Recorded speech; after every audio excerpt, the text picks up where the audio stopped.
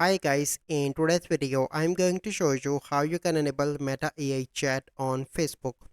So first step you need to do is to open settings of your smartphone and you need to go into the app management and click on app list. Once you're here, you simply need to search for the Facebook. Click on that. Here you can see different options. You simply need to click on storage and cache. The first step you need to clear cache and after that you need to clear storage and then you need to allow all permissions from here. Like you need to click on that and you simply need to click on allow. So you need to complete that step with all these options. So I already completed, so you simply need to go back again, and then you need to open the Play Store of your smartphone and search for the Facebook. So click on that.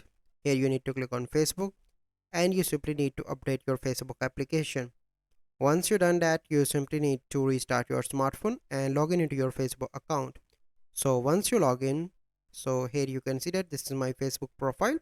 So you simply need to click on this icon here on the top, that is search, and here you can see ask Meta AI anything.